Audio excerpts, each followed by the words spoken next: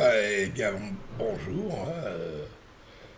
C'est vrai que j'aime pas trop me mettre en image comme ça, mais il faut que je vous parle d'un sujet qui m'a préoccupé ici dernièrement. Je vais vous parler des doublons dans l'administration, c'est-à-dire les documents qui sont par-ci par-là, qu'on transmet à l'administration. Et parfois, on s'aperçoit qu'il y a des incohérences qui sont difficilement acceptables. Bon, à savoir que maintenant, tous les documents sont plus ou moins centralisés. C'est-à-dire que tous les organismes ont des liens entre eux, et surtout d'ailleurs pour nous pénaliser, n'est-ce pas? Ils sont les premiers à se passer les renseignements.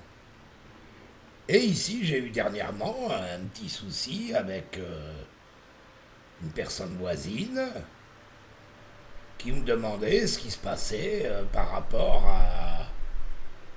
à certaines situations administratives et me présente un document.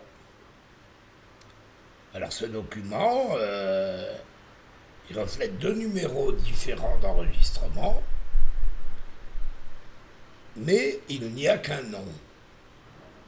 À savoir que depuis presque 4 ans, ces personnes sont mariées.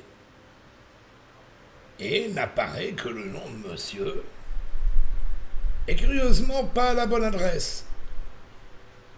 Alors je lui réponds, écoute, il y a quelque chose qui va pas là. Alors la personne me dit, ben oui, mais pourtant, quelqu'un de sa famille serait intervenu pour mettre à jour au niveau déclaratif. Alors ce qui fait qu'en termes clairs, et ça m'a été confirmé du lendemain, puisque la personne m'a amené donc la déclaration qui avait été faite ultérieurement avec le même nom, mais pas la même adresse. Et en fait, la personne se retrouve avec deux déclarations distinctives par l'adresse, mais le même personnage, même âge, tout est identique, sauf l'adresse. Alors, je reste quand même assez consterné parce que on nous élimine des fonctionnaires, les fameux gratte-papier, pour utiliser l'intelligence artificielle, qui, de surcroît, allège très sérieusement le travail de ces gens-là. Seulement, comment peut-on imaginer, ou alors c'est un hasard, qui peut exister, mais je penserais très rarement, que deux personnes portent le même nom. Ça peut se tenir. Souvent le fils prend le prénom du père.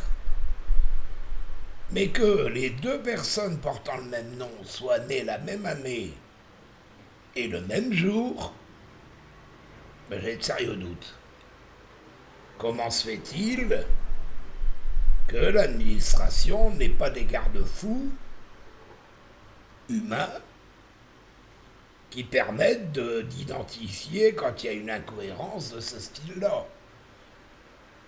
Alors, moi je me débrouille. C'est pas simple, hein.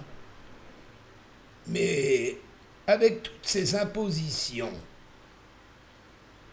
qui permettent d'alléger évidemment le coût du travail de ces gentils fonctionnaires, pourquoi n'a-t-on pas prévu au moins des vérifications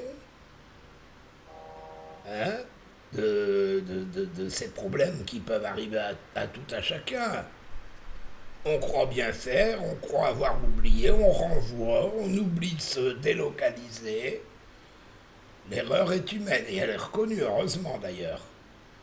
Mais imaginez la perte de temps, imaginez la perte d'argent.